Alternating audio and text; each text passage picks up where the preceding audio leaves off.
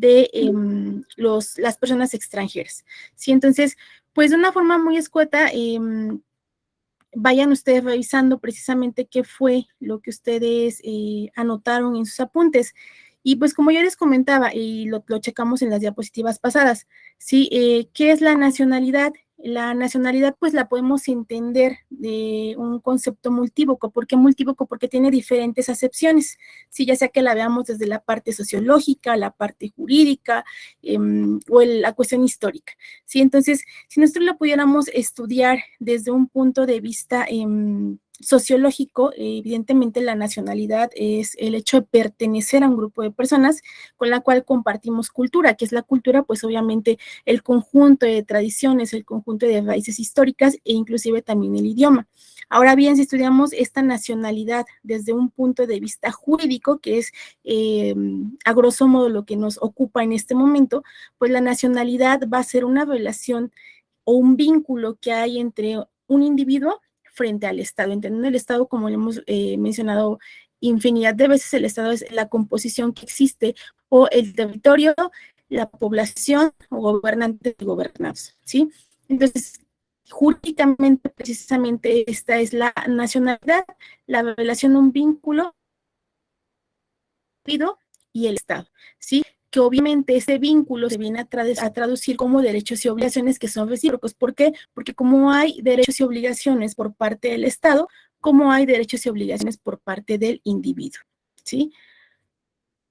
Ahora bien, tenemos otra parte que analizamos la clase pasada, fue precisamente la forma de adquisición de la nacionalidad de las personas físicas y de las personas morales. En el caso de las personas físicas, que es la cuestión que nos atañe, vimos que se puede adquirir la nacionalidad desde el nacimiento o después del nacimiento mediante un procedimiento de nacionalidad derivada, ¿sí?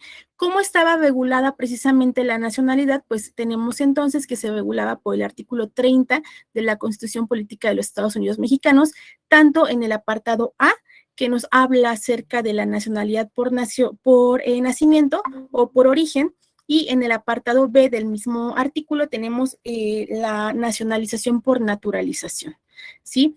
¿Qué otra base regulatoria tenemos o cuál otro tema estuvimos tocando? Precisamente el artículo 31 constitucional, que nos habla acerca de los efectos de la nacionalidad.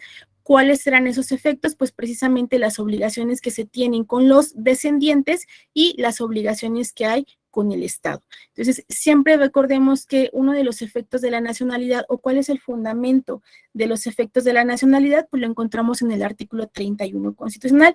Y un ejemplo que yo les ponía en ese momento, aquí está claramente el fundamento de por qué nosotros como nacionales mexicanos tenemos que hacer esas aportaciones o el pago de impuestos. ¿Por qué? Porque surge precisamente, o la base constitucional es el artículo 31, donde nos indica de manera detallada que nosotros como nacionales tenemos obligaciones con el Estado, ¿sí? ¿Cuál otra parte artículo analizamos? El 32 y el 37 constitucionales. El 32 por cuanto hace la regulación de los derechos de la nacionalidad y el artículo 37 por cuanto hace a la protección y cuáles serán las causales de pérdida de la nacionalidad mexicana, ¿sí? También estuvimos analizando precisamente la ley de la nacionalidad, que como les comentaba la sesión pasada, la ley de nacionalidad, que igual se las habilité en su plataforma para que ustedes tengan acceso a ella y en cualquier momento que tengan alguna duda la puedan consultar.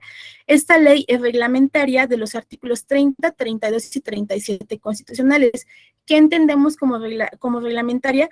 Pues que precisamente en esa ley de nacionalidad se va a describir de una forma más detallada y por cuanto hace el procedimiento de los artículos 30, 32 y 37, es decir, artículos constitucionales hablan de la parte general y la ley de nacionalidad, la que es la ley reglamentaria, nos va a hablar de una cuestión más detallada, cómo se va a ejercer precisamente esta nacionalidad. ¿Sí? Platicábamos también que la ley de nacionalidad tiene 37 artículos, ¿sí? Divididos precisamente en 6 capítulos. Así que igual ustedes lo pueden checar ahí en su apartado. Después de la nacionalidad, ¿qué fue lo que estudiamos? La ciudadanía. Y no sé si alguien de ustedes me pueda precisamente hablar acerca del concepto que teníamos de ciudadanía. Jenny. María del Sol, ¿verdad? ¿Sí? O están desde otro usuario y también ya les estoy cambiando el nombre. ¿No? Buenas tardes. Hola, Bueno, buenas María del tardes. Sol soy yo, profe. ¿María del Sol o María de Jesús? María del Sol. Ok, María del Sol. Buenas tardes, muchas gracias. Y Jenny. Buenas tardes. Perfecto, entonces, ¿algún concepto que Claro, ustedes hayan rescatado de ciudadanía, Jenny? ¿Qué más platicamos acerca de la ciudadanía?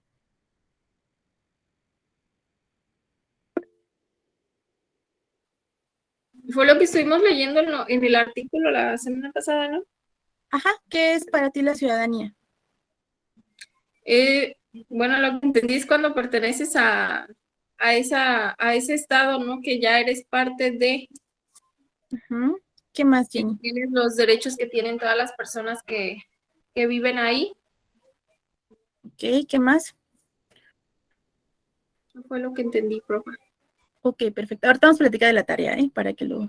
María del Sol, ¿tienes algo que comentar? Porque tienes tu icono activado de participación.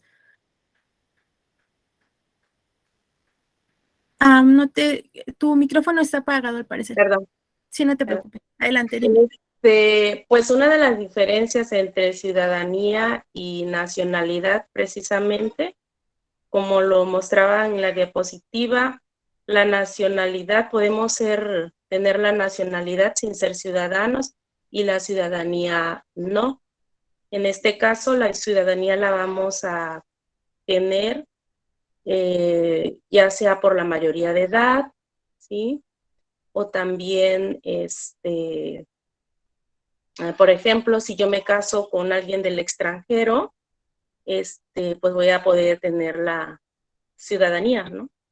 Eso es lo que yo entendí, así a grandes rasgos, Ok, pero en realidad bueno, por ahí había una definición, exacto. que decía que era la relación del individuo con el Estado, Sí, efectivamente. obviamente adquiriendo derechos y obligaciones. Ok, Eso fue perfecto. lo que entendí. Muy bien, María del Sol, muchísimas gracias. Pues sí, en efecto, como tú lo mencionas, la ciudadanía viene a ser entendido desde este punto de vista jurídico, pues un atributo de la nacionalidad, ¿sí? Nosotros podemos tener nacionalidad, en efecto tenemos la nacionalidad mexicana, pero ¿qué pasa entonces? No somos ciudadanos, sino hasta en tanto y cuanto cumplamos con las características que la propia ley señala, ¿sí? Entonces, tenemos nacionalidad y ¿cuál es un atributo de la nacionalidad? La ciudadanía, ¿sí? Todos podemos ser nacionales, bueno, entendiendo los que estamos aquí o que tuvimos la nacionalidad mexicana, ya sea por naturalización o por nacimiento, pues tenemos esa nacionalidad, ¿no? Pero ¿qué pasa aquí? No todos, precisamente no todos vamos a alcanzar la ciudadanía, ¿sí? ¿Y qué artículos son precisamente los que rigen la cuestión de la ciudadanía? Pues el artículo 34 de la Constitución. ¿Qué artículo nos señala los derechos de los ciudadanos? El 35 y el 36 nos señala las obligaciones de los ciudadanos. Ahora bien, el artículo 37 constitucional, recordemos que en este momento estamos hablando de la Constitución, en el inciso C nos habla acerca de las causales de la pérdida de la ciudadanía mexicana, ¿sí? Y en el 38 igual, de los derechos de la ciudadanía mexicana, ¿sí? Entonces, ¿qué pasa? Una nacionalidad es el hecho de pertenecer a una nación y una ciudadanía es la participación que tiene una persona en la vida del Estado, ¿sí? ¿Cómo se imaginan ustedes que un ciudadano participa en la vida de un Estado? ¿Alguien que quiera participar? Adelante, Jimena. Pues una manera es en las elecciones, ¿no? Cuando elige a sus gobernantes. Ok, perfecto. Esa es una forma de participación en la vida del Estado. ¿Alguien más? Bueno, tenía yo eso en mente, ¿no? En las elecciones, pero también podemos participar como candidatos Efectivamente, como la a propia Constitución señala. diputados, a presidentes municipales y también podemos eh, participar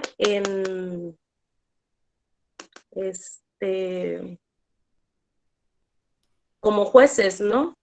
Efectivamente, el hecho de formar parte, como tú bien lo mencionas, recordemos que la Constitución es clara y concisa y señala que todo ciudadano mexicano tiene derecho a votar y ser votado, ¿sí? Así lo señala la Constitución. Ahora, como tú lo mencionas también, hay puestos, por así decirlo, o el ejercicio de ciertas facultades, como precisamente tú lo mencionas, el hecho de formar parte del Poder Judicial, que precisamente te indica, y la Constitución es muy estricta en esa parte, ¿no? Únicamente ciudadanos mexicanos por nacimiento, no naturalizados, no el hecho de que hayan adquirido mediante otro procedimiento la nacionalidad, inclusive para ser presidente de la República, que es formar parte del Poder Ejecutivo, la ley te señala el requisito, ¿no? Que únicamente va a poder ser alguien que ostente la ciudadanía mexicana por nacimiento. Y esa es precisamente la forma o uno de los derechos que se tiene o cómo se participa de manera activa en esta vida del Estado. Entonces también señalábamos que la ciudadanía se adquiere únicamente hasta después de cumplidos los 18 años, ¿sí? Entonces, hasta ahí, ¿tuvieron ustedes alguna duda en poder realizar su tarea de cuál era la diferencia entre nacionalidad y ciudadanía? ¿No? Bueno, En yo lo no. personal, Yo no, sí lo profa, me entendí. quedó claro y sobre todo un ejemplo que venía ahí, que podemos tener la nacionalidad, pero no podemos ser ciudadana. Por ejemplo, en su video, bueno, que yo tuve la oportunidad de ver porque no pude entrar a la clase por cuestiones laborales, cuando nace un niño, ¿no? Pues tiene Efectivamente, nacionalidad, pero no tiene ciudadanía. O sea, muy clara, efectivamente. la verdad. Exactamente, esa es la diferencia. Podemos ser nacionales, pero no podemos tener efectivamente la ciudadanía, ¿no? ¿Por qué? Porque pues no estamos todavía preparados precisamente para ejercer o formar parte de este ejercicio que es la ciudadanía. Después platicábamos igual acerca de lo que es la doble nacionalidad, ¿sí? Y veíamos en esta parte que estaba más que nada centrada en instrumentos internacionales, como era la Declaración Universal de los Derechos Humanos. ¿Por qué? Porque señalábamos y platicábamos que había estados donde sí es reconocida la doble nacionalidad y otros en donde no era. ¿Ustedes recuerdan alguno que era muy práctico, donde no estaba permitida la doble nacionalidad? Haití, Panamá, ya no me acuerdo. Ay, bueno, Yo leí que, pues, recuerdo que Haití, Panamá y ajá. no me acuerdo la verdad ya qué otro, ¿Qué ya no más? recuerdo. Ujú. Brasil, Cuba y Haití prohíben la doble nacionalidad, ¿sí? De que el hecho de inclusive de que alguien la ostentara es una pérdida de su nacionalidad, en este caso en Cuba, ¿no? Tal vez un nacional de Cuba puede acogerse al beneficio de que sea nombrado nacional mexicano si reúne todos los requisitos que marca la Secretaría de Relaciones Exteriores. Pero resulta ser que si un cubano realiza ese procedimiento, entonces va a perder la nacionalidad de su país de origen y va a adquirir la mexicana. ¿Sí? ¿Por qué? Porque en ese país no está permitida la doble nacionalidad. Y un caso muy curioso que estudiábamos también era, por ejemplo, que en el hecho de Paraguay, si mal no recuerdo, Paraguay está inclusive permitida el hecho de tener una múltiple nacionalidad. Estamos hablando de que los ciudadanos de este país pueden inclusive tener más de una doble nacionalidad o una tercera, siempre y cuando reúnan los requisitos del país que ellos quisieran ostentar esta nacionalidad. Que este es el beneficio que da la doble nacionalidad, el hecho de que una persona, y lo platicábamos, por ejemplo, un mexicano que emigró a Estados Unidos y adquiere el rango primero ya reunió los requisitos que marca para tener la residencia. Posterior a la residencia obtiene la nacionalidad, pues bueno, ya lo nombran o adquiere el grado nacional estadounidense, ¿no? Pero ¿qué pasa con su nacionalidad mexicana? Pues resulta ser que en México sí está permitida la doble nacionalidad y resulta ser entonces también que va a poder ostentar la doble nacionalidad. ¿Por qué? Porque esta es una protección a sus derechos, tal como lo señala la Declaración de los Derechos Humanos. Pero ¿cuál es la parte no tan positiva? que, como lo mencionábamos, el ejercicio de algunos cargos y funciones por disposición de la Constitución requiere expresamente ser mexicano por nacimiento y no ostentar otra nacionalidad, ¿sí?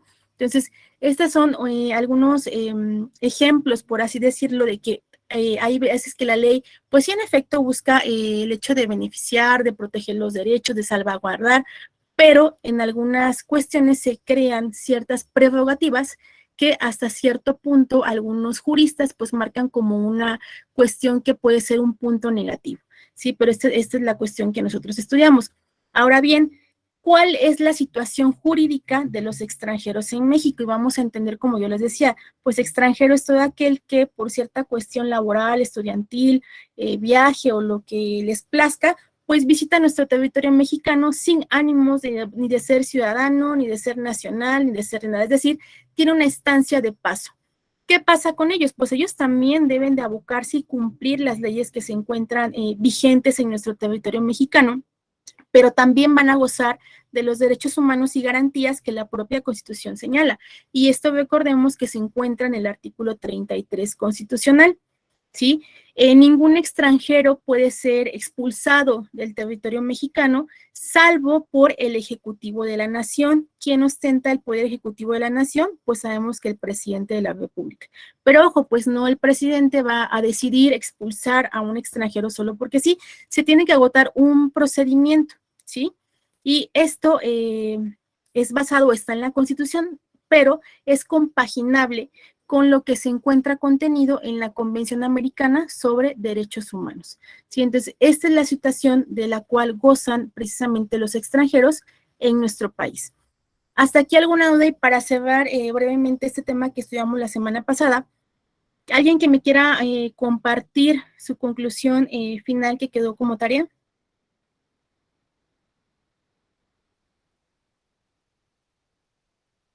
¿No, abogadas? ¿Alguien? Si quiere, yo le leo lo que yo puse en A conclusión. ver, Jimena, dime.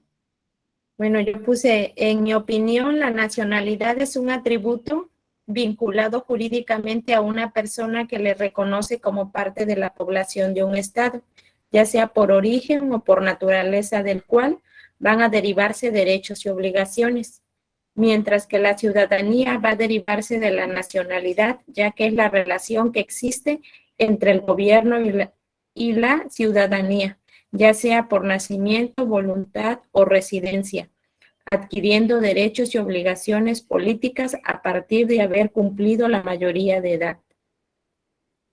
Ok, Jimena, muchísimas gracias. Pues ya nada más para finalizar, en efecto, como tú lo mencionas, la ciudadanía y para no hacer tal vez tanto embrollo de los términos, la nacionalidad es un vínculo entre un individuo y el Estado, ¿no? Genera obviamente obligaciones y genera derechos de ambas partes. ¿Por qué? Porque cuando una persona se encuentre en un conflicto, el Estado del cual se ostente él como nacional tendrá que velar por sus derechos, ¿sí? Caso concreto, por ejemplo, ahorita vamos a aterrizar en la realidad un caso muy sonado, el caso de los migrantes que murieron en Texas, ¿sí? ¿Qué pasa? Ellos son nacionales mexicanos. Es obligación del Estado mexicano coadyuvar y ayudar para que precisamente se hagan las gestiones pertinentes ante el otro Estado. ¿Para qué? Para que sus cuerpos sean repatriados. Sí, y esa es la obligación que hay. ¿Por qué? Porque ellos tienen la nacionalidad mexicana. Bueno, obviamente había personas, tengo entendido, de otro país. Sin embargo, los que ostentan nacionalidad mexicana, no es obligación del gobierno estadounidense el hecho de mandar sus cuerpos a México o repatriarlos. No, es el Estado mexicano el que tiene la obligación, pese a que ya ellos hayan fallecido, tiene la obligación precisamente de velar todavía por ellos y el hecho de que no sean revictimizados, perdón, ellos fueron víctimas de un delito, pues si los abandonaron efectivamente. Las leyes estadounidenses pues ya están aplicando lo concerniente a quienes ejecutaron esta acción, o en este caso alguna omisión, pero el Estado mexicano, entendido como el gobierno mexicano, tiene la obligación precisamente de coadyuvar todas las acciones necesarias para apoyar a estos migrantes mexicanos y también a su familia, ¿sí? Entonces, este es un ejemplo claro de cómo vamos a aterrizar la cuestión de la ciudadanía, de la nacionalidad, perdón, y la ciudadanía, en efecto, es el ejercicio de determinados derechos. ¿Por qué? Porque estos derechos están consagrados precisamente en la Constitución. Es así como vamos a entenderlo. Y recuerden, la ciudadanía se adquiere una vez que se han cumplido los 18 años y, como lo veíamos, tener un modo honesto de vivir, que no se nos haya privado de los derechos ni civiles ni políticos por una ejecución de alguna sentencia, por algún delito cometido. Si todo esto se encuentra contenido en la Constitución, como lo señalábamos la clase pasada. Y bueno, hasta aquí vamos a poner un punto y aparte en nuestro temario y vamos a continuar con la siguiente clase, ¿sí? ¿Algún comentario, duda, sugerencia, queja antes de que continuemos? Perfecto. Bueno, entonces voy a empezar a presentar mi diapositiva. Si dejan de verlo, si no cambia cualquier cosa, por favor, abran su micrófono y me van avisando porque yo las dejo de ver, ¿sí?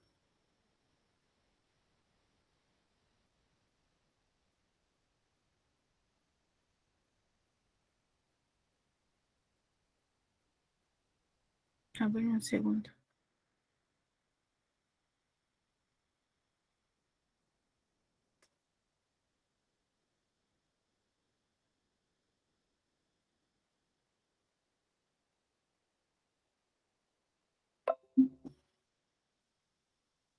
Ok. ¿Sí alcanzan a ver mi primera diapositiva? Abogada, si me pueden indicar, por favor. Sí, se ve, profe. Sí, profe. Perfecto. Vamos a empezar con este tema, nuestra unidad 3, que lleva como título Elementos geográficos del Estado mexicano, ¿sí? Y recordemos nuevamente, soy muy concisa en esta definición porque en su materia subsecuente, creo que sí, hoy ya llevaron teoría del Estado, creo que todavía no, ¿verdad? Vamos a entender el Estado precisamente como esta cuestión tripartita que es población, gobierno, bueno, la población que se compone de gobernantes y gobernados, el territorio, y esto es lo que entendemos como Estado mexicano.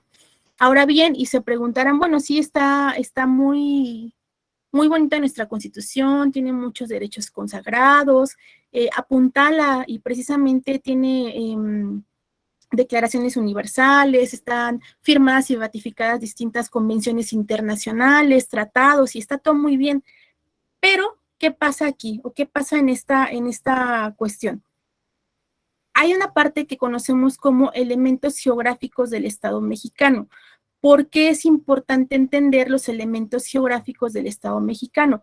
Porque nos va a delimitar la parte de saber hasta dónde va a estar vigente precisamente cuál es la extensión territorial que abarca nuestro Estado mexicano.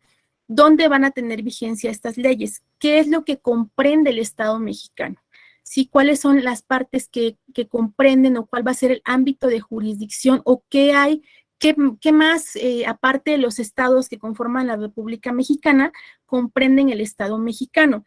Y antes de empezar a entrar en el estudio de esta materia, me gustaría mucho que de la manera más honesta, si ustedes más en favor de participar, ¿qué entienden o qué saben ustedes qué más hay de composición del Estado mexicano aparte de los estados de la República? ¿Qué otra cosa abarca el territorio nacional? ¿Alguien que quiera participar de una manera muy breve? Pues que abarca también la ciudadanía y su forma de gobierno. Ok, muchas gracias. Lucila, ¿verdad? Sí. Sí, ya te conozco la voz. Muchas gracias. Aparte de esto que tú mencionas, abocándonos a elementos geográficos, ¿sí? ¿Alguien tiene una idea somera de qué más comprende dentro del aspecto de la geografía, aparte de los estados de la República, qué otra cosa forma parte del Estado mexicano? ¿Podría ser los mares y las tierras? Perfecto, ajá, muy bien. ¿Alguien más? Una última y ya empezamos. ¿No? Perdón, Bueno. profe, ¿puedes repetir? Es que se me cortó. Perfecto. Que si alguien tiene conocimiento de los elementos geográficos que componen el Estado mexicano, aparte de los estados de la República, o del espacio de territorio que abarca cada estado de la República, si ustedes saben, han leído, conocido o escuchado, ¿qué otros elementos geográficos forman parte del estado mexicano?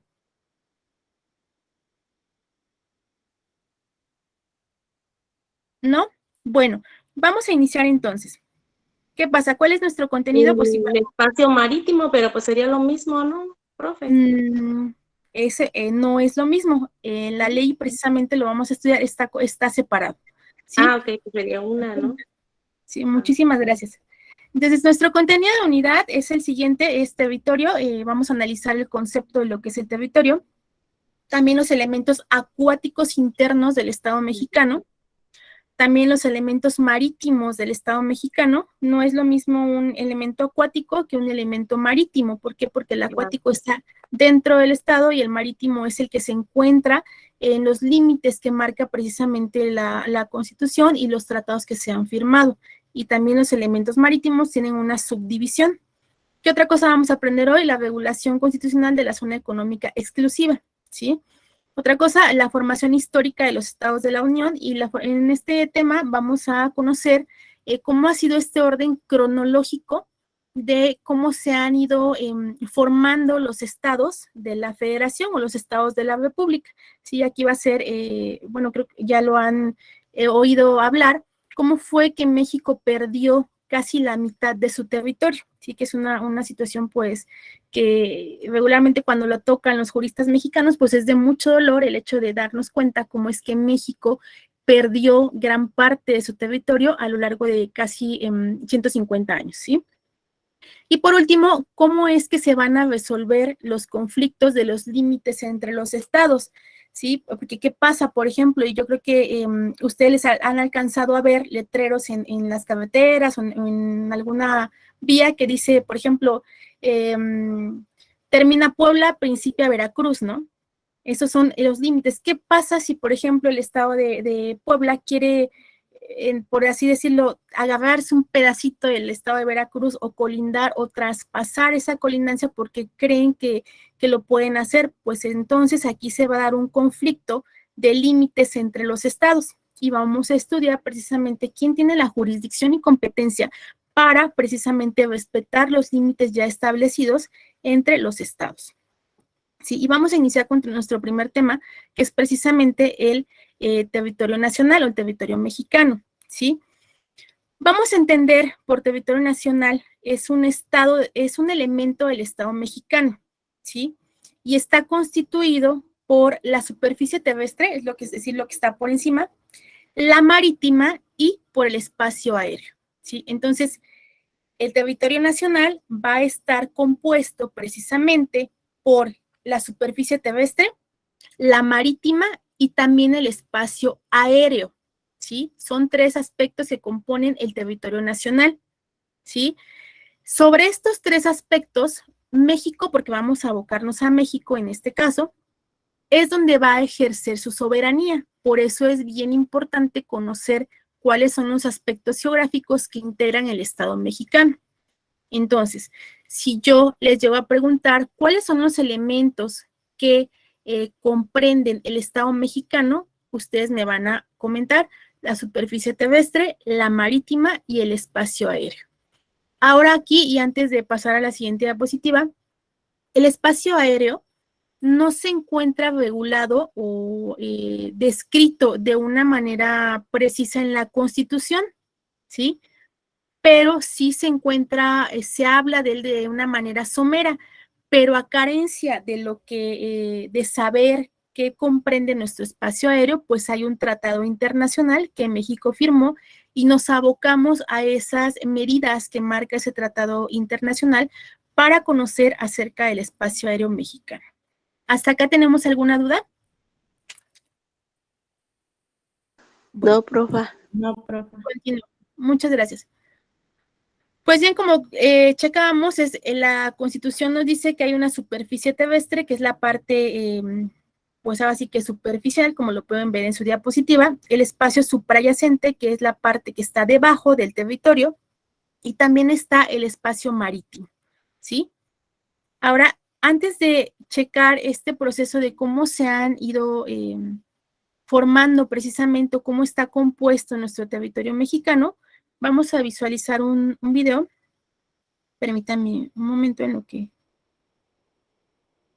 lo checamos y pongan atención para que vayan ustedes entendiendo lo que vamos a ver ahorita. Si dejan de escuchar o algo, me dicen, por favor.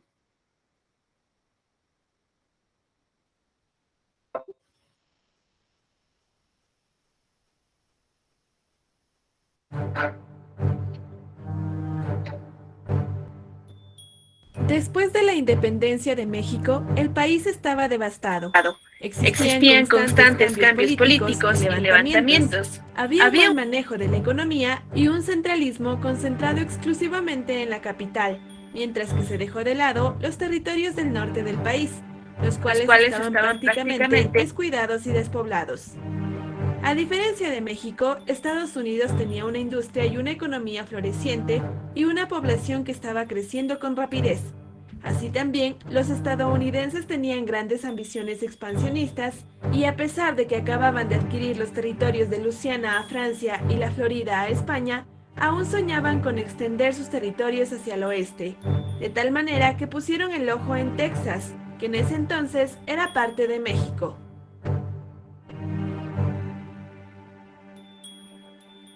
Texas era una zona fértil, pero con pocos habitantes, por lo que, para impulsar la colonización de este territorio, se planteó una política que se basaba en vender grandes extensiones de terreno a precios bajos, a crédito y con exención de impuestos y de aduanas por 5 años a todos los extranjeros que quisieran convertirse en ciudadanos mexicanos, a cambio de que estos aprendieran a hablar español, se convirtieran al catolicismo y se comprometieran a acatar las leyes mexicanas.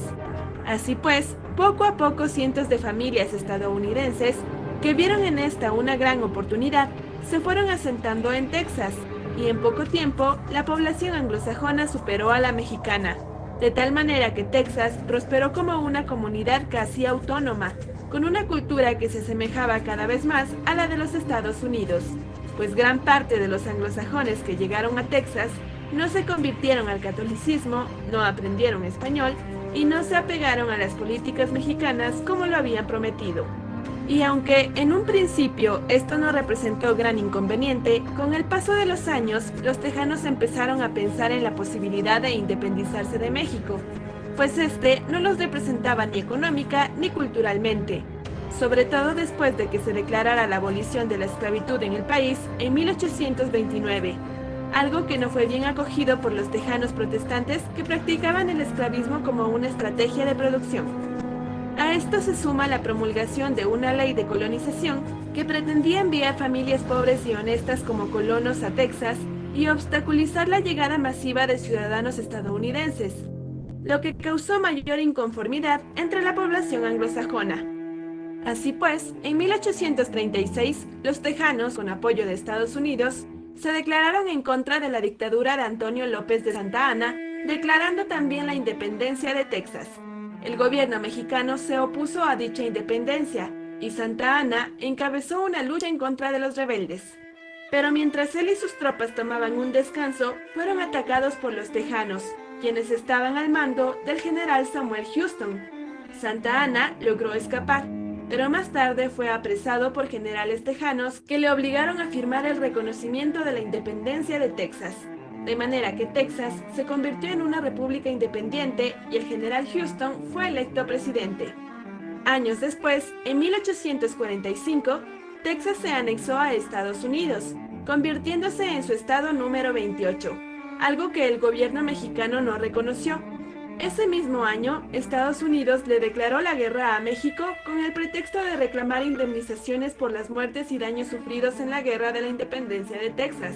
Es entonces que los estadounidenses invadieron México y presionaron al gobierno mexicano para negociar un acuerdo de paz. Y en 1848, el presidente mexicano Manuel de la Peña y Peña firmó el Tratado Guadalupe Hidalgo, mediante el cual México cedía alrededor de 2 millones de kilómetros cuadrados de territorio a Estados Unidos a cambio de $15 millones, la salida de las tropas estadounidenses de México y el desbloqueo de los puertos mexicanos. Entre los territorios que México perdió con la firma del tratado están partes del actual Arizona, California, Nuevo México, Colorado, Nevada y Utah. Luego, en 1853, Estados Unidos intentó comprar a México la Mesilla, Sonora, Chihuahua y Baja California, pero Santa Anna, que volvía a ser presidente en ese entonces, decidió vender solamente la Mesilla, un territorio con una extensión de más de 76,000 kilómetros cuadrados, a cambio de un pago de $10 millones, aunque solo se recibió 6 millones que Santa Anna ocupó en gastos personales. Es así que México perdió más de la mitad de su territorio, en parte por las malas decisiones políticas y por la corrupción de sus gobernantes, además de la ambición de los estadounidenses que buscaban expandirse cada vez más. Si te gustó el video, no olvides darle like y suscribirte.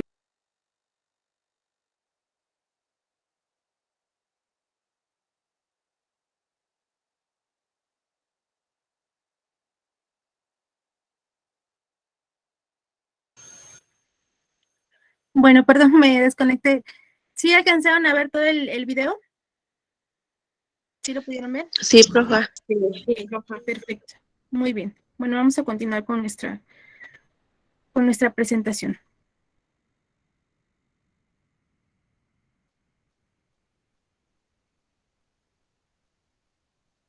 ¿Qué pasa entonces?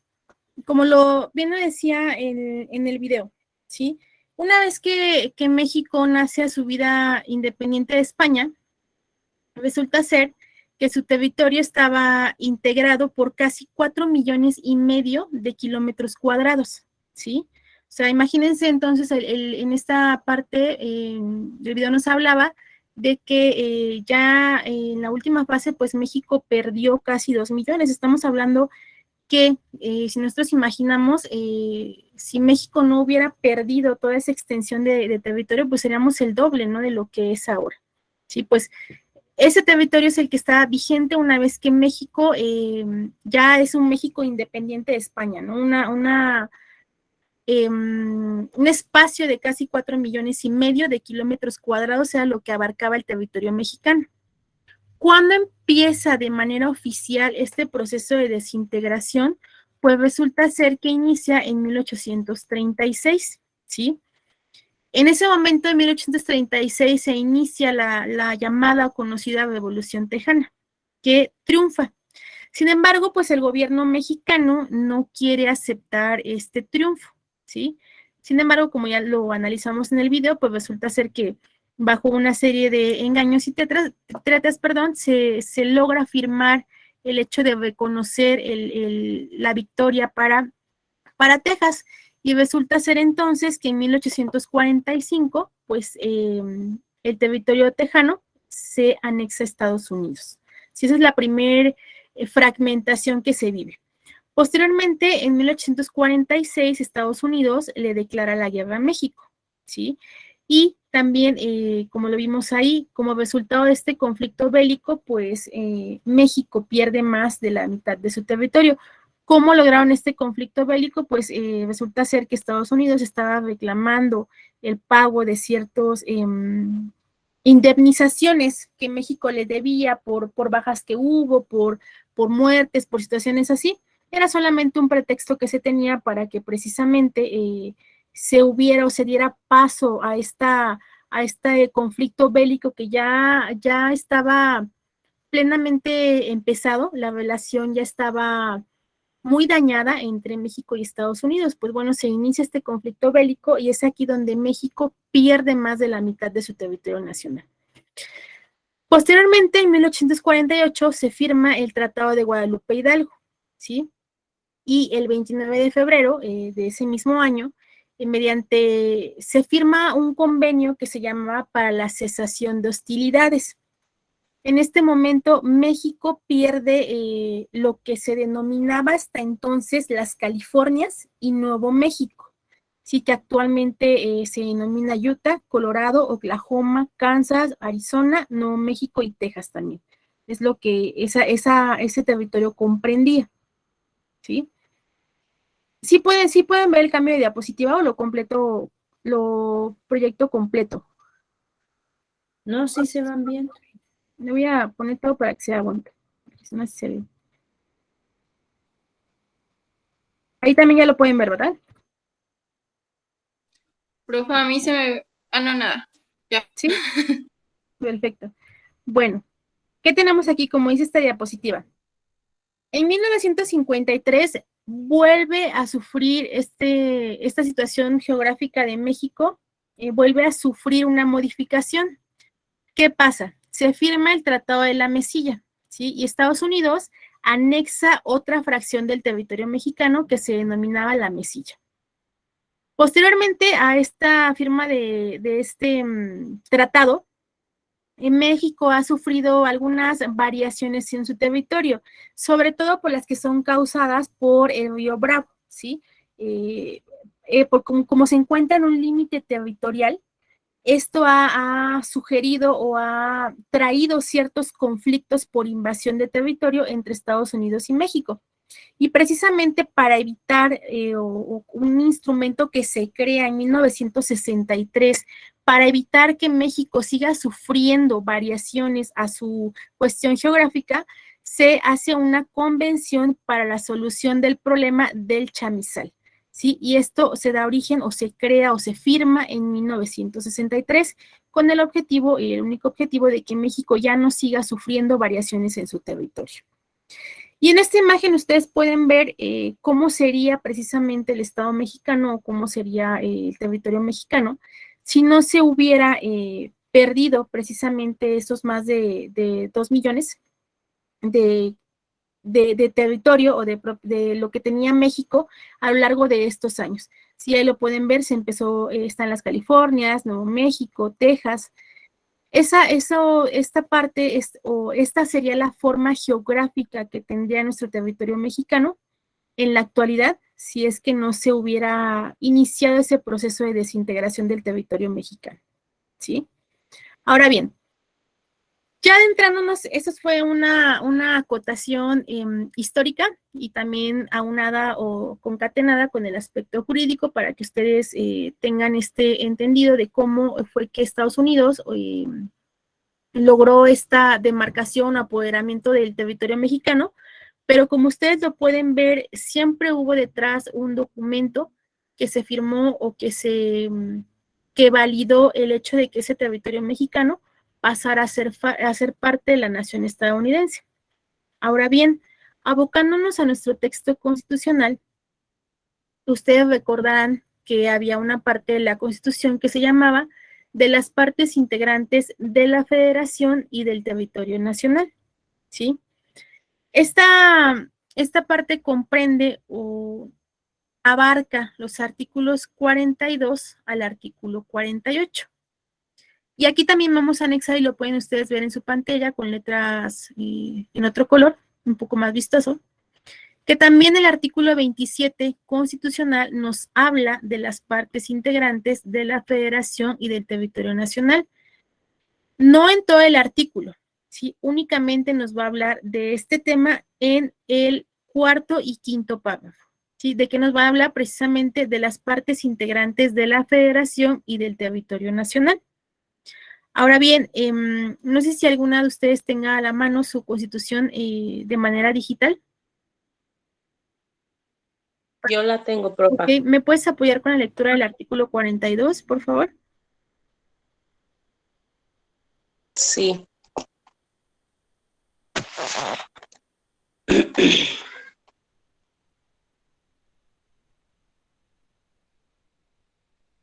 Voy.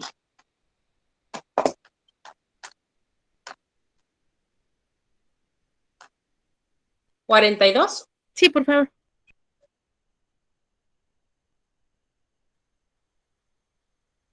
Artículo 42. Está bien largo esto. A ver. Sí, es que sí la tengo. Es que dice, el territorio nacional comprende 1, el de las partes integrantes de la Federación; 2, el de las islas, incluyendo los arrecifes y cayos en los mares adyacentes; 3, el de las islas de Guadalupe y las de Revillagigedo, situadas en el Océano Pacífico; Y 4, la plataforma continental y los zócalos submarinos de las islas, cayos y arrecifes. Ok. 5, las aguas de los mares territoriales en la extensión y términos que fija el derecho internacional y las marítimas interiores. Y 6, el espacio situado sobre el territorio nacional con la extensión y modalidades que establezca el propio derecho internacional. Ok. Eso Entonces, sería todo. perfecto, muchísimas gracias. En esta parte, como ya bien lo leyeron, y es el artículo 42, bueno, está en el capítulo 2, y se llama así, de las partes integrantes de la Federación y del territorio nacional. Nos habla que el territorio nacional comprende las partes integrantes de la Federación. Estos son los estados que comprenden la Federación, así lo vamos a entender. También incluye las islas, los arrecifes y cayos de los mares adyacentes, es decir, lo que se encuentra en el contorno del territorio mexicano. También las islas de Guadalupe y las de Revillagigedo, situadas en el Océano Pacífico, ¿sí? La plataforma continental y los zócalos submarinos de las islas, cayos y arrecifes. También las aguas de los mares territoriales en la extensión y términos que fija el derecho internacional, ¿sí? Y nos habla, por último, el espacio situado sobre el territorio nacional con la extensión y modalidades que establezca el propio derecho internacional. En esta fracción sexta, como yo les comentaba, nos habla o nos regula precisamente lo concerniente al espacio aéreo mexicano, ¿sí? No marca una extensión, si ustedes se fijan aquí todo está escrito a término general. ¿Por qué? Porque la Constitución no nos va a decir el espacio aéreo mexicano abarca sobre los 20 pies sobre el nivel del mar, no. Esto está perfectamente escrito en el derecho internacional, como lo dice ahí. ¿Y cómo vamos a entender aquí el derecho internacional? Pues son los tratados internacionales o convenciones de los que México ha formado parte, y no solamente eso, sino que también ha ratificado su firma. Y para el aspecto del espacio aéreo, pues evidentemente ahorita vamos a checar cuál es la regulación que se mantiene. Otra parte que nos señalaba aquí en nuestra diapositiva es el artículo 43 constitucional. ¿Alguien que me pueda, por favor, apoyar a leer este artículo? ¿Cuál, profe, perdón? 43 constitucional.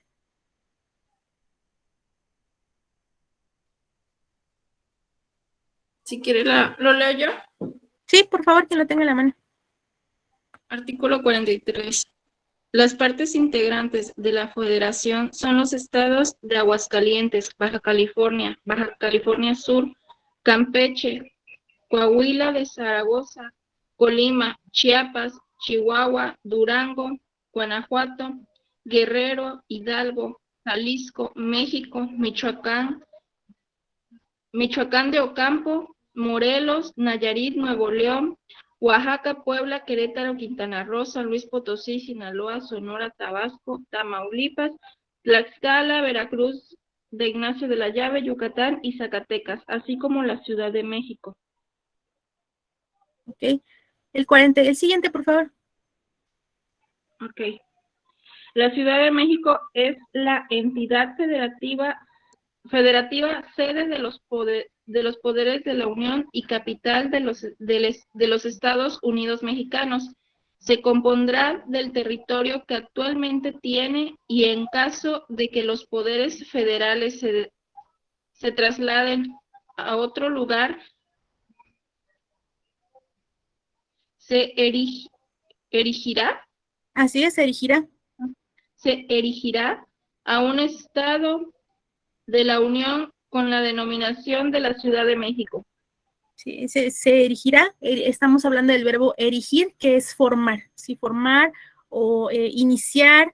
Por eso está diciendo aquí que en el caso de que los poderes federales se trasladen a otro lugar, se erigirá o se formará en un estado de la Unión con la denominación de Ciudad de México. Entonces, artículo 43 y 44 tiene directa relación con el artículo 42 en la fracción primera, que nos decía, el territorio nacional comprende, fracción 1, el de las partes integrantes de la federación.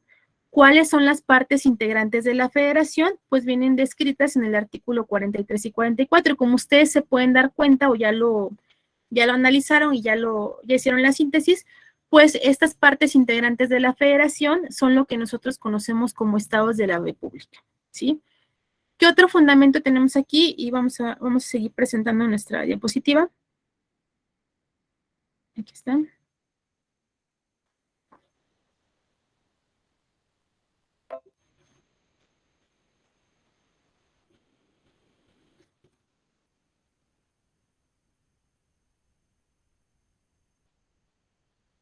Aquí está. Tenemos el artículo 45, el 46, 47 y 48.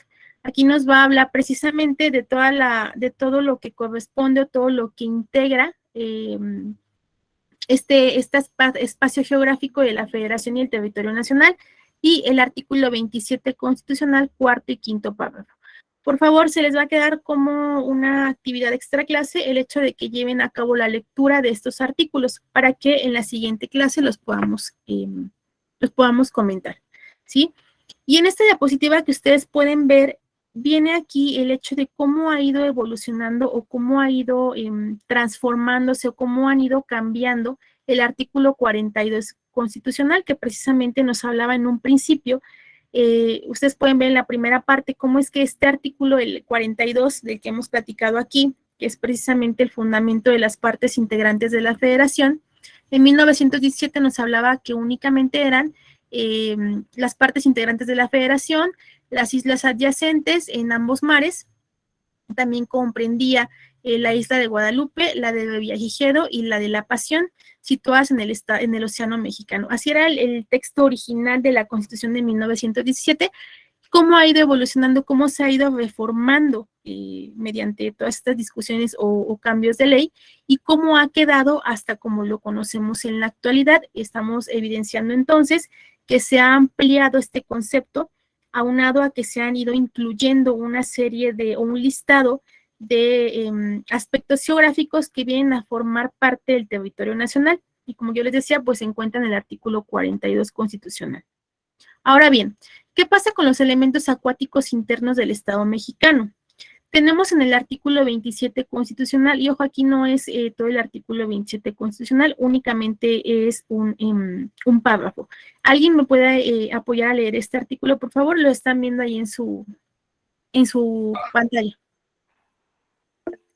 Adelante, ¿quién? Es que no las puedo ver porque como proyecto todo. Artículo 27. Son propiedad de la nación las aguas de los mares territoriales en la extensión y términos que fije el derecho internacional. Las aguas marinas interiores, las de las lagunas y esteros, y se comunican o internamente con el mar. Las de los lagos interiores de forma natural que estén ligados directamente a corrientes constantes. Las de los ríos y sus afluentes, directos o indirectos, desde el punto del cauce en que se inicien las primeras aguas permanentes, intermitentes o torrenciales, hasta su desembocadura en el mar, lagos, lagunas o esteros de propiedad nacional.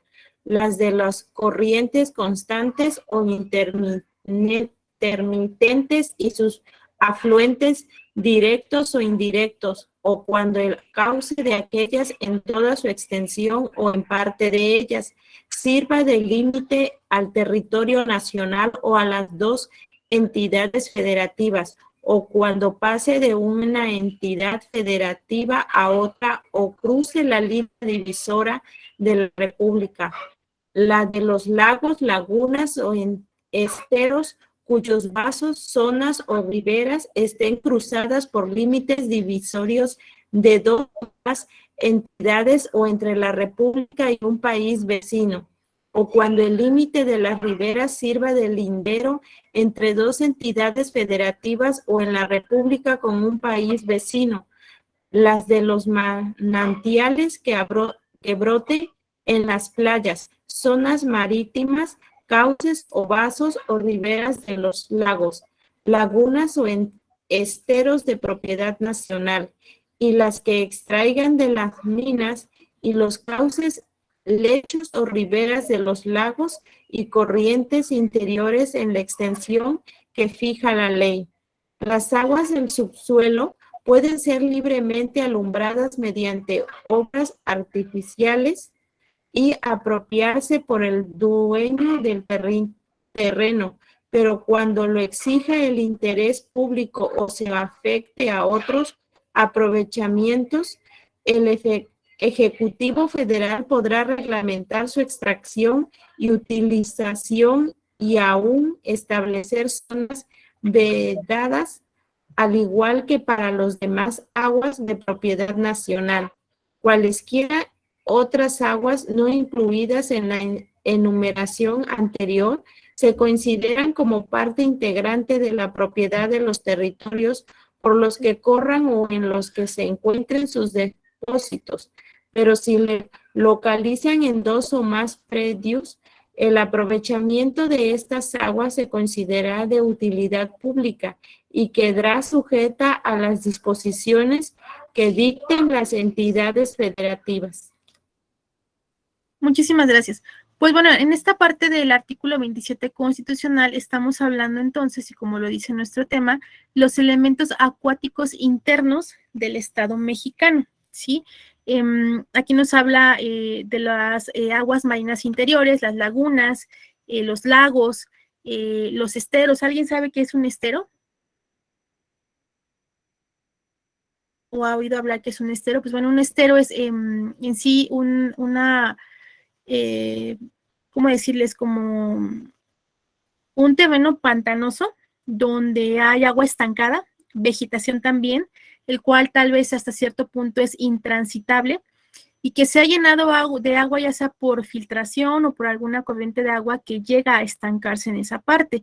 Ese es un estero. Un estero también forma parte precisamente de los elementos acuáticos del Estado mexicano. Aquí nos hablaba también una parte muy, muy importante que nos dice que en ciertos puntos se va a considerar alguna de estas aguas o de estos elementos acuáticos, se va a considerar de utilidad nacional, pues es decir, tiene que ser ocupado en beneficio del pueblo mexicano.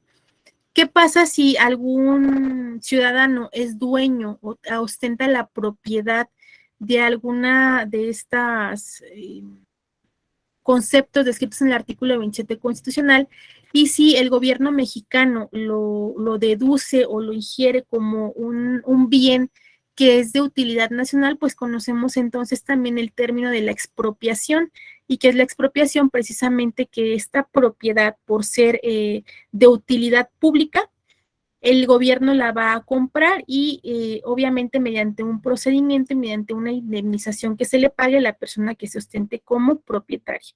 Entonces, todo esto que nos habla este párrafo del artículo 27 constitucional viene a consolidar precisamente los elementos acuáticos internos, ¿sí? Estos solamente son cuestiones internas, porque como ustedes pudieron escuchar ahorita en la lectura, no se está hablando de mar, no se está hablando de tal vez de océano, no se está hablando nada de esta parte. ¿Por qué?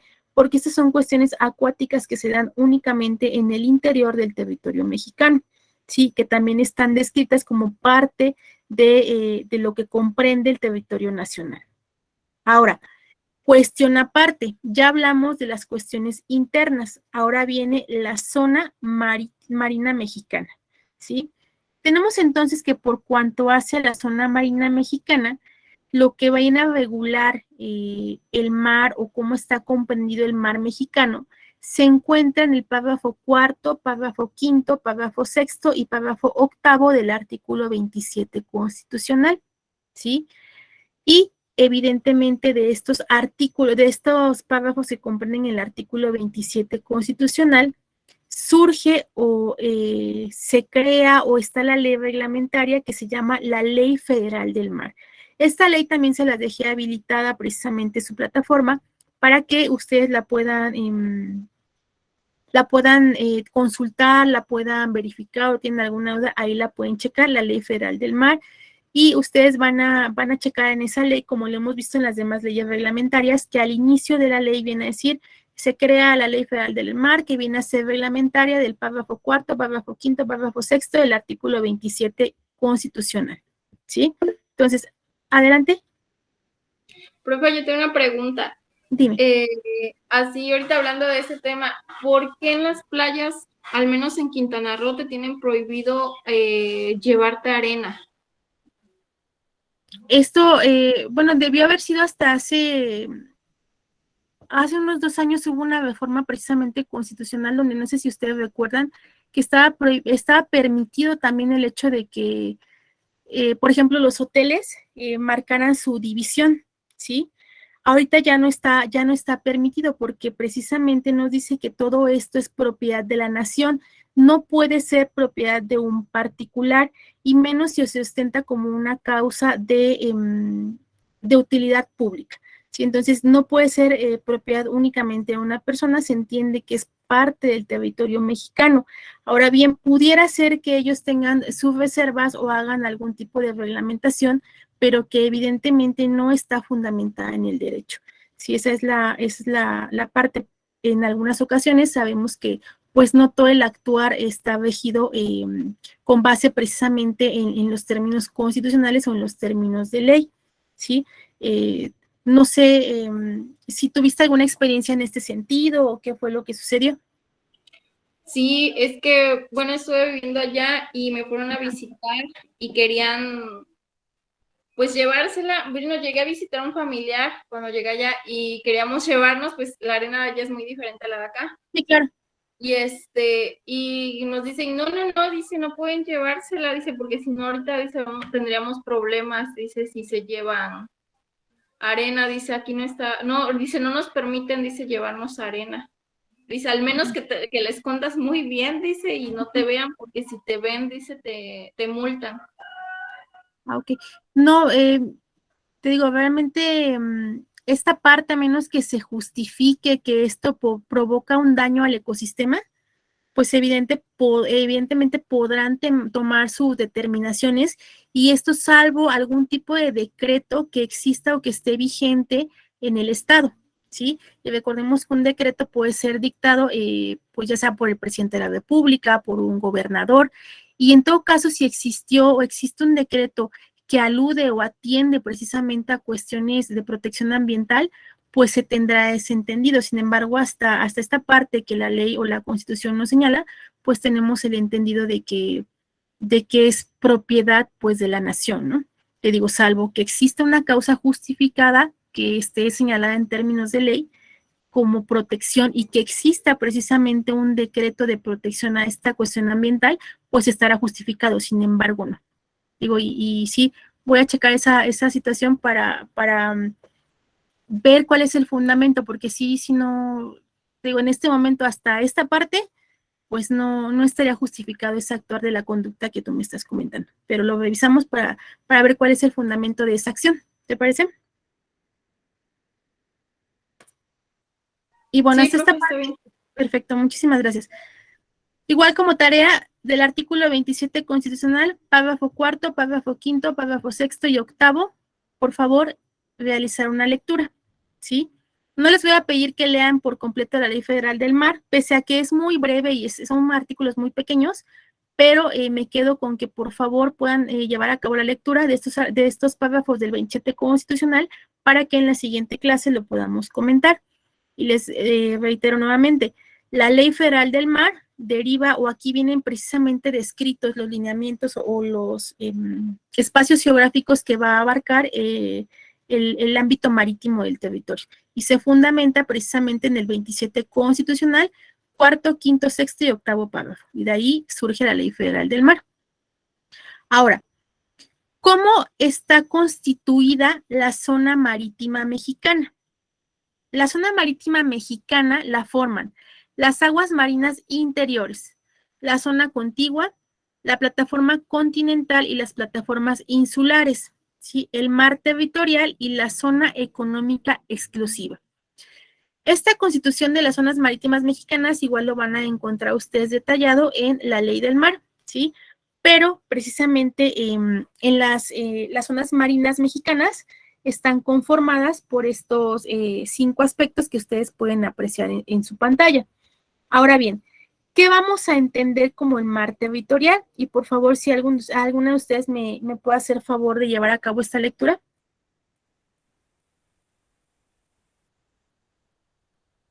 Apoyo, profe. Sí, por favor.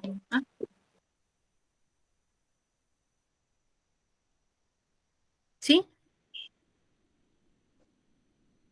¿Leo profa o mi compañera? Como Es que gusten. no alcanzo a ver no las puedo ver quién está queriendo participar porque estoy presentando y se pierde visibilidad, pero pónganse de acuerdo y rapidito quién lo puede leer. Bueno, a ver. Mar territorial. ¿Ok?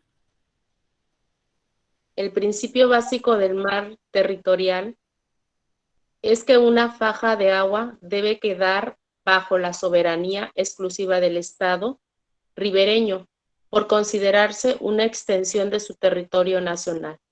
En el año de 1969, ante la falta de acuerdos internacionales, México adoptó como mar territorial una franja de agua de 12 millas náuticas, adyacentes a las costas nacionales continentales o insulares, donde ejerce su soberanía. ¿Ok? Entonces, este es el mar territorial, es la franja de agua que va a quedar también sobre la soberanía exclusiva en este caso, de México, ¿sí?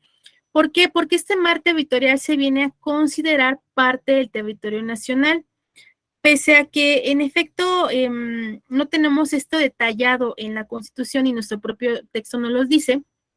En 1969, una vez que no hubo un acuerdo internacional, México opta por decir, bueno, mi mar territorial va a ser esta franja de agua que mide 12 millas náuticas adyacente, que es adyacente, pegado a las costas nacionales, continentales o insulares, ¿sí? Ahorita vamos, no se espanten, ahorita vamos a verlo gráficamente para que entiendan esta parte, ¿sí? ¿Qué es el mar territorial entonces? Es la franja o faja de agua que va a quedar bajo la soberanía mexicana y que se encuentra adyacente al territorio mexicano, adyacente a las costas. ¿Por qué adyacente? Porque está pegado. Es como si ustedes delimitaran el territorio nacional y lo pintaran de azulito por 12 millas náuticas. ¿Cuánto mide el mar territorial? 12 millas náuticas contados a partir de la cuestión adyacente, a partir de que termina la tierra firme, 12 millas náuticas es lo que mide este mar territorial, ¿sí? ¿Qué pasa entonces?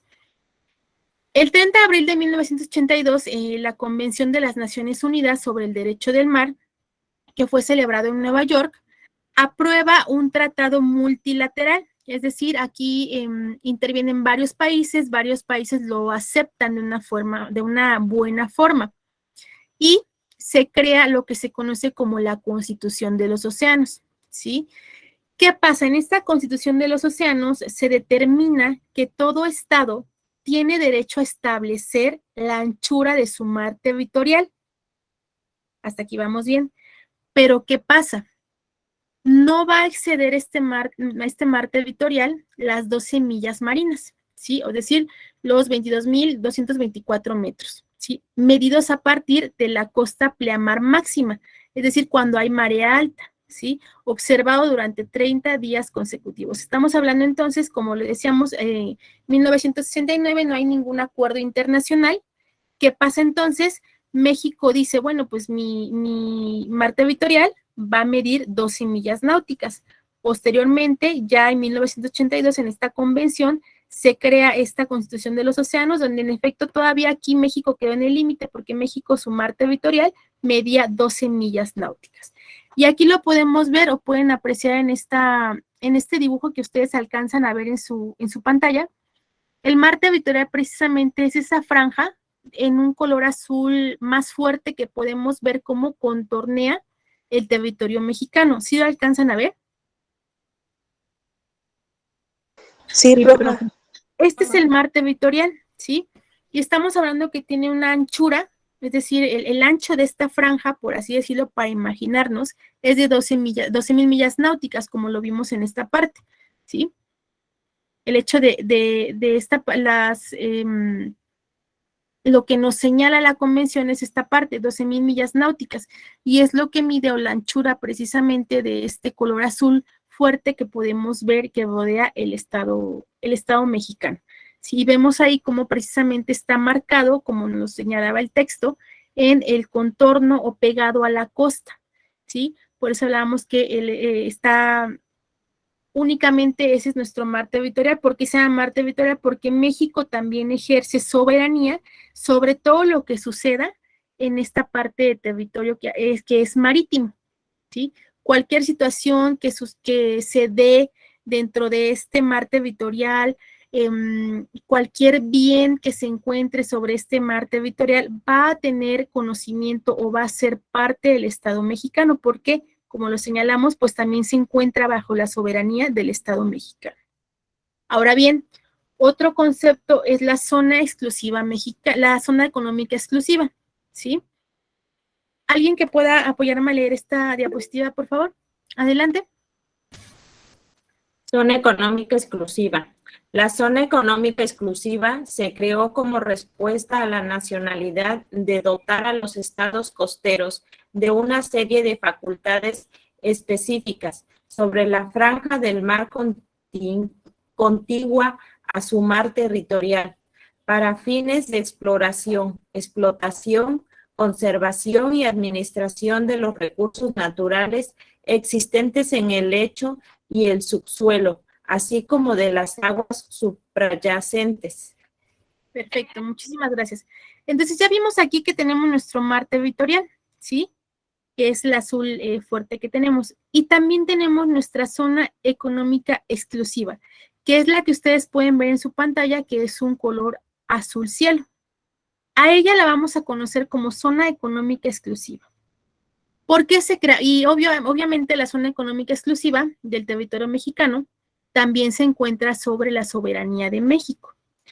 Esta zona se crea con la intención de que los estados costeros o los que estén rodeados por espacio marítimo, pues tengan una serie de facultades específicas sobre esta franja de mar que, pues, digamos, les pertenece o tiene soberanía, ¿sí? ¿Para qué pasa esto? Para que sea precisamente el Estado el que tenga la exclusividad, por así llamarlo, de fines de exploración, explotación, conservación y administración de los recursos naturales que existan en nuestra zona económica exclusiva, ¿sí? Tanto en el lecho como en el subsuelo y en las aguas suprayacentes, es decir, todo lo que se encuentre debajo de la superficie del agua. Entonces, precisamente esta es la zona económica exclusiva sobre la cual México ejerce soberanía. Es decir, cualquier cuestión que se quiera explorar en esa franja de territorio de zona económica exclusiva, únicamente le pertenecen o tiene los derechos México. Cualquier explotación de algún recurso que se encuentre únicamente va a tener derecho México. Dígame, ¿alguien quiere participar? Sí, yo, profa. Es donde están las plataformas petroleras, ¿verdad? Sería el Golfo de México, ¿no? Efectivamente, un ejemplo son las plataformas que existen. Aquí únicamente lo hace la exploración, la explotación, conservación y administración, tiene el derecho México. Salvo que México quiera o pretenda el hecho de colaborar o que otro estado colabore en el hecho de explotación, conservación y administración, pues tendrá que analizarse y discutirse para que en efecto pueda participar en esta zona económica exclusiva, ¿sí? Y como yo les decía, abarca también cierta distancia que únicamente tiene soberanía México, precisamente para estos fines. También no únicamente es el hecho de que tenga beneficios, también tiene obligaciones. ¿Qué obligaciones? La obligación de conservar y administrar los recursos naturales que existan en esta zona económica exclusiva. Entonces va a tener derecho a explorar, a explotar, pero va a tener la obligación de conservar y administrar los recursos naturales que existan en esta zona económica exclusiva. Ahora bien, esta zona económica exclusiva también la vamos a denominar mar patrimonial. Sí, tiene dos nombres, ya sea que la quieran conocer como mar patrimonial o como zona económica exclusiva, ¿sí? ¿Qué medida tiene esto?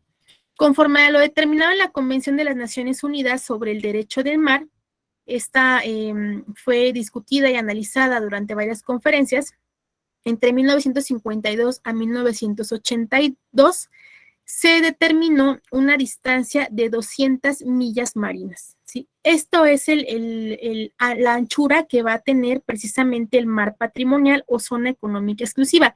Y aquí esta medida se encuentra precisamente en este instrumento internacional, como yo les comentaba. No vamos a encontrar en la Constitución cuáles van a ser las medidas precisamente de cada una de las franjas de mar que estamos hablando. Sin embargo, sí se determina en instrumentos internacionales de los cuales México forma parte, ha firmado y ha ratificado. ¿Dónde se va a encontrar precisamente esta modalidad o esta anchura que va a tener nuestra zona económica exclusiva? Pues en esta Convención de las Naciones Unidas sobre el Derecho del Mar, donde precisamente nos señala que este mar o esta zona económica exclusiva de cualquier estado costero va a tener una distancia o una anchura de 200 millas marinas. Esto va a ser lo que va a abarcar, ¿sí? Entonces, aquí lo tenemos, lo podemos ver en la pantalla. Nuevamente, este es nuestro mar patrimonial porque pues obviamente implica un beneficio para el Estado mexicano, o también conocido como zona económica exclusiva. Es la parte de un azul cielo que pueden apreciar en su pantalla. Y esta superficie del mar patrimonial mexicano es de aproximadamente 2.9 millones de kilómetros cuadrados. Esto es lo que abarca la zona económica exclusiva o el mar patrimonial. ¿Sí? ¿Hasta aquí tienen alguna duda con esta parte? ¿No, abogadas? No, profe. No, profe. Perfecto. Vamos a continuar. Hasta aquí vamos a dejar esta parte de las cuestiones acuáticas internas y las cuestiones marítimas. Vamos a pasar de una manera, pues tal vez breve y concisa, a analizar cómo ha sido la formación histórica de los estados de la Unión, ¿sí? Es decir, cómo ha sido la formación a través del tiempo de los estados que comprenden la República Mexicana. Esta división territorial que al día de hoy conocemos, los 31 estados y el Distrito Federal, no siempre ha sido así, ¿sí? Esta división se ha venido construyendo a lo largo pues de varios años. Sí, vamos a ver ahorita la evolución, porque esta división geográfica que hoy conocemos no era así en 1821. ¿Sí? Recordemos que antes no eran llamados estados de la República, no eran llamados estados de la Unión, tenían diversos nombres de acuerdo al poder que se ejercía en esa época. Y tenemos así que en 1821 empiezan ya a darse someramente configuraciones del territorio mexicano. Pero es hasta 1823 cuando la Junta Gubernativa se hace cargo del poder mediante una regencia que estaba a cargo de Agustín de Iturbide. Agustín de Iturbide, cuando está al frente de esta regencia, divide el territorio mexicano en 21 provincias. ¿Sí? Es aquí como yo les explicaba, no siempre se han llamado estados de la República, no siempre se han llamado estados de la Unión. En 1823 eran conocidos como provincias y en ese momento teníamos 21 nada más. ¿Qué pasa? En 1824 pues se promulga la Constitución que contemplaba el Acta Constitutiva de la Federación, ¿sí? En ese texto constitucional se hace mención que México estaba integrado por los siguientes estados: Chiapas, Chihuahua, Coahuila y Texas. Sí, hasta ese momento todavía lo mencionábamos en esta Constitución. También Durango, Guanajuato, México, Michoacán, Nuevo León, Oaxaca y Puebla de Los Ángeles. Querétaro, San Luis Potosí, Sonora y Sinaloa, o Sinaloa también era conocido como Estado de Occidente. Tabasco, Tamaulipas, Veracruz, Jalisco, Yucatán y Zacatecas. En esta Constitución pues ya se hace una división somera de cómo estaban constituidos los estados de la República. En 1824 se nombra el Distrito Federal como residencia de los supremos poderes de la Federación. Es aquí cuando ya se le intenta dar un grado de estado al Distrito Federal. ¿Por qué? Porque se nombra o se señala mediante este documento que el Distrito Federal va a ser la sede de los poderes de la Federación. En 1830 se divide el estado formado por Sonora y Sinaloa, ¿sí? Y se constituye cada uno de ellos en una entidad. En 1835, una vez que se ha modificado la estructura política de la República, mediante una ley del 3 de octubre de 1835, en esta parte se instaura en este año o en esta época un poder centralista. ¿Sí? ¿Qué pasa? Que entonces en este poder centralista no hay una división de poderes o no existe una división territorial, ¿sí? Las entidades pierden su autonomía, ¿sí? El poder centralista o cambia esta forma de gobierno en México y se instaura el centralismo. El centralismo tiene como principal ideología que el poder está únicamente centrado en una sola jurisdicción, perdiendo así la autonomía de la cual hasta entonces gozaban cada uno de los estados, ¿sí? Y de esta manera ya no se llaman estados como estaba hasta hace unos años, ahora se llaman departamentos.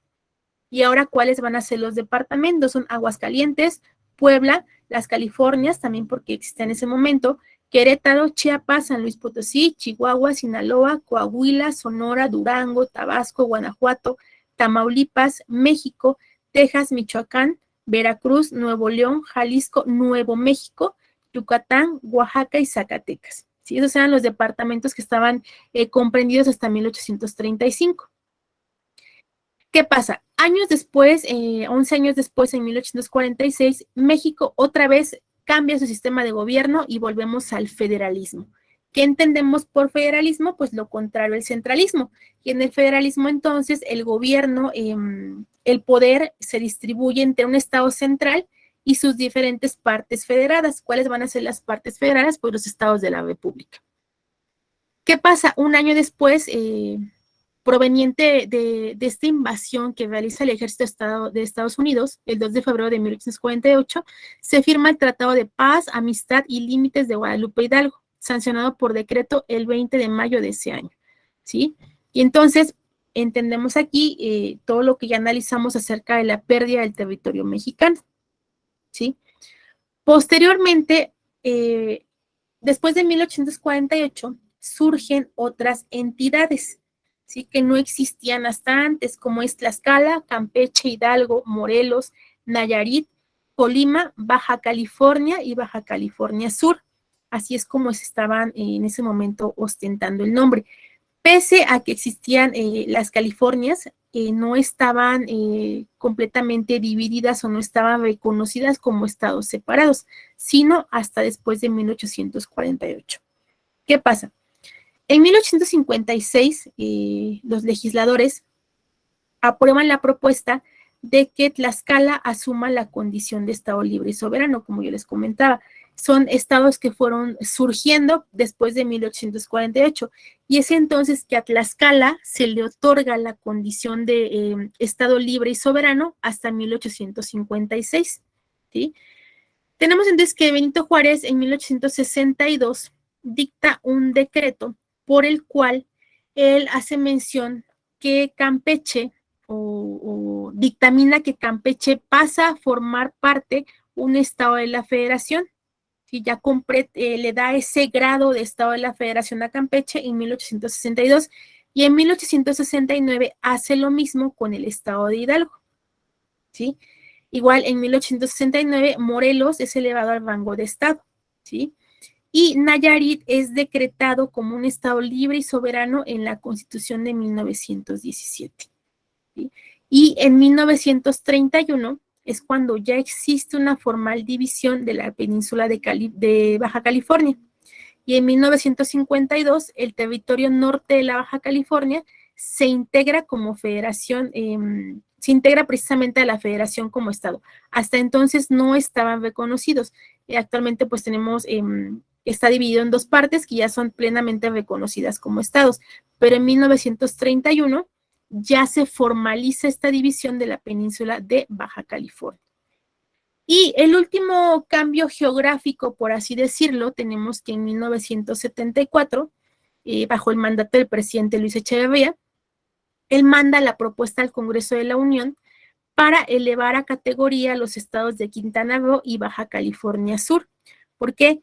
Porque hasta este punto, hasta 1931, únicamente era una parte de Baja California que estaba reconocida como un estado.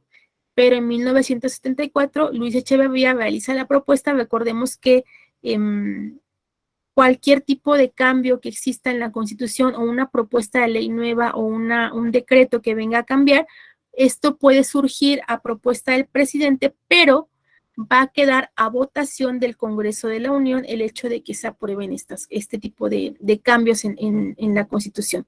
Y es entonces que lo aprueban y en 1974, Quintana Roo y Baja California, pues ya se erigen como estados o como formantes de la Federación Mexicana, ¿sí?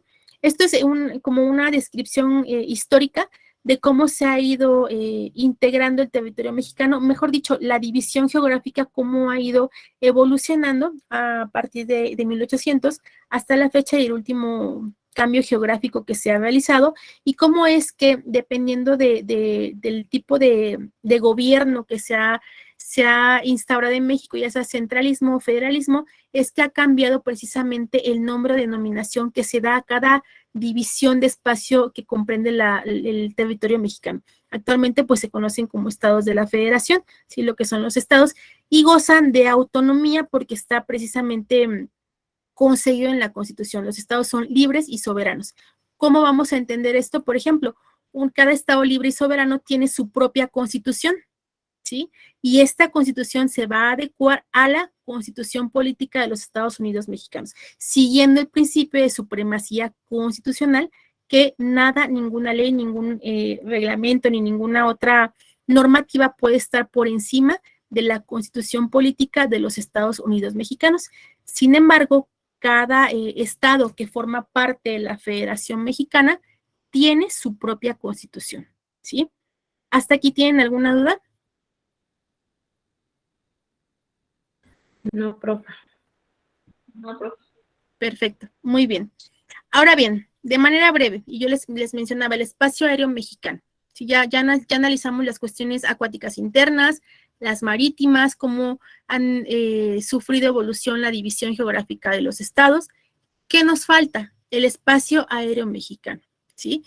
Y como ya les comentaba, si bien es cierto, no existe una delimitación de cuánto abarca el espacio aéreo mexicano en nuestra Constitución, sí existe un tratado internacional y México es precisamente parte del Convenio de Aviación Internacional de 1944, o lo que también conocemos como el Convenio de Chicago. Este convenio, pues México se hace parte de él y lo ratifica el 25 de junio de 1946. ¿Qué entendemos con esto? Y ustedes lo van a estudiar tal vez más adelante en Derecho Internacional. Pese a que un Estado se adhiera a un convenio de índole internacional, no basta con el hecho de que diga, sí, me adhiero. No, también tiene que firmarlo de ratificado para que en efecto entre en vigor. Y es así que México ratifica este convenio internacional, el Convenio de Chicago, que trata de temas de aviación internacional, el 25 de junio de 1946, adhiriéndose a todo lo que marca este convenio internacional. Este convenio, el Convenio de Chicago, constituye la Carta Magna de la Aviación, ¿sí? Y menciona que el espacio aéreo de un Estado soberano será todo aquel que se encuentre sobre su territorio o aguas bajo la soberanía, dominio o protección del país. ¿Qué entendemos entonces?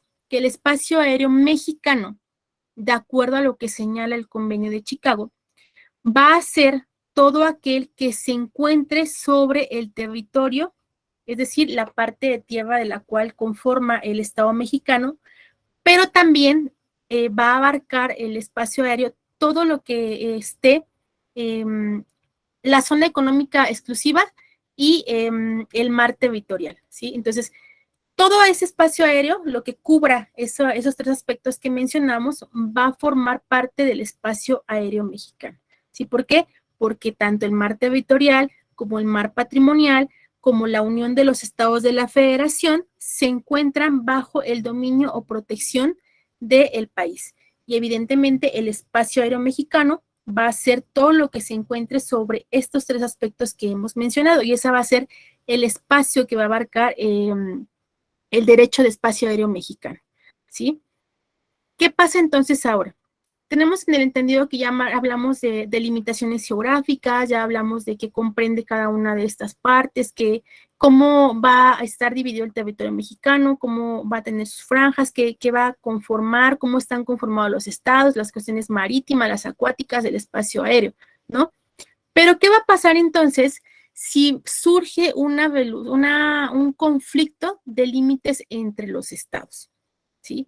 ¿Qué va a pasar? Como yo les mencionaba, si en cierta parte el estado de Puebla pelea con el estado de Oaxaca o quiere ya sea uno u otro apropiarse de cierto parte de territorio que tenemos por entendido que forma parte del otro y surge un conflicto, evidentemente no puede trascabarse el derecho de esta división territorial que ya existe. Y si surge un conflicto entre los límites de los estados, hay una normativa para darle solución a estos conflictos. Por favor, alguien que me pueda apoyar a leer esta parte del texto. Adelante. Desde el principio, profa. El artículo 45 de la Constitución Política de los Estados Unidos Mexicanos. Sí, por favor. Ok. Los estados de la Federación conservan la extensión y límites que hasta hoy han tenido siempre que no haya dificultad en cuanto a estos. ¿Le sigo? Sí, por favor. Artículo 46.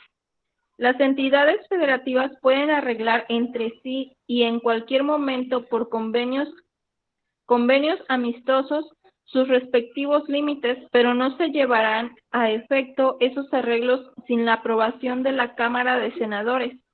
De no existir el convenio a que se refiere el párrafo anterior y a instancias de alguna de las partes en conflicto, la Suprema Corte de Justicia de la Nación conocerá,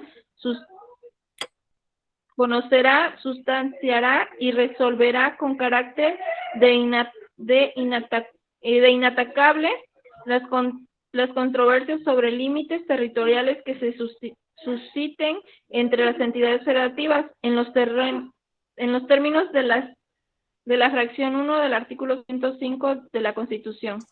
Perfecto, entonces aquí estamos hablando de cómo se van a resolver los conflictos de los límites entre los estados.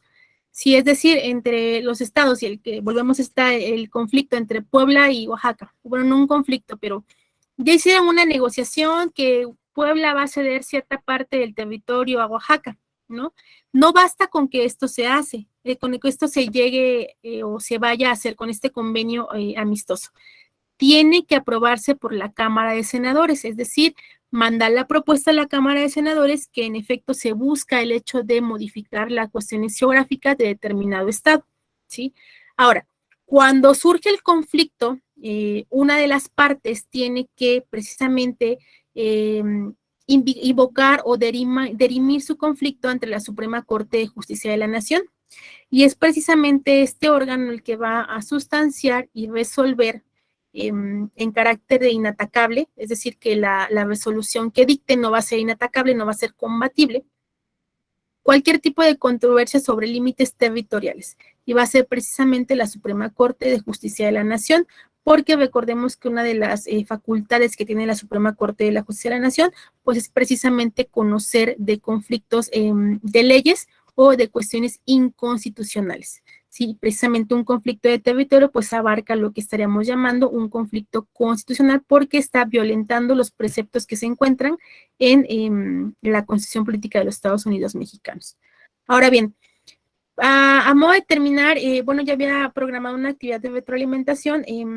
No sé si quieran tomarle alguna foto o alguna captura de pantalla. Son esta serie de preguntas que yo les pido que se les dé contestación. Igual voy a habilitar el espacio en la plataforma para que me puedan subir esta actividad y la podamos calificar.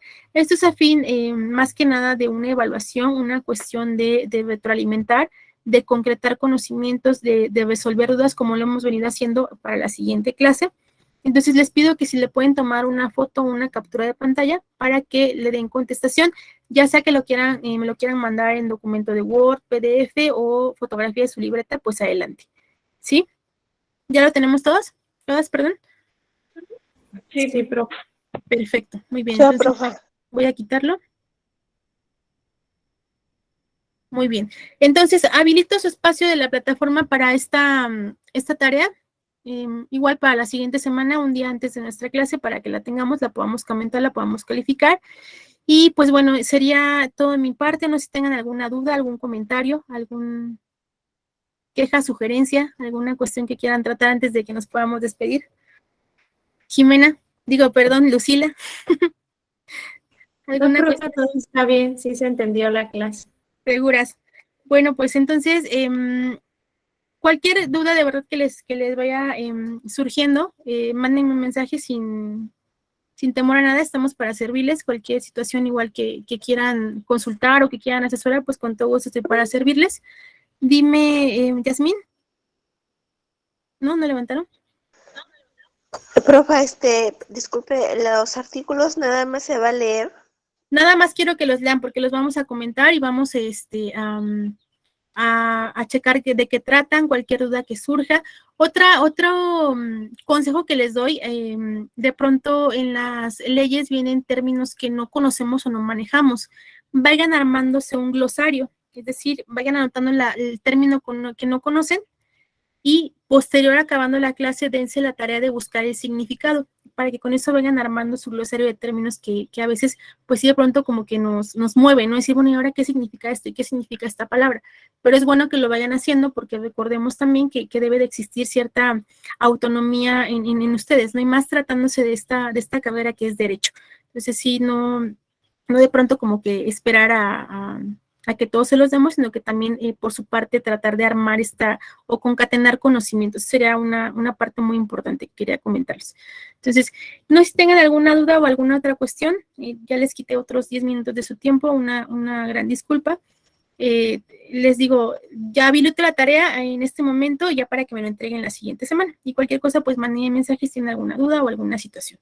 Les agradezco mucho su atención, su puntualidad, su disposición. Espero que tengan una excelente noche, una excelente semana y que nos veamos la siguiente sin algún cambio. Muchísimas gracias y que tengan excelente noche. Igualmente, profe. Linda noche. Igualmente, profa. Hasta luego.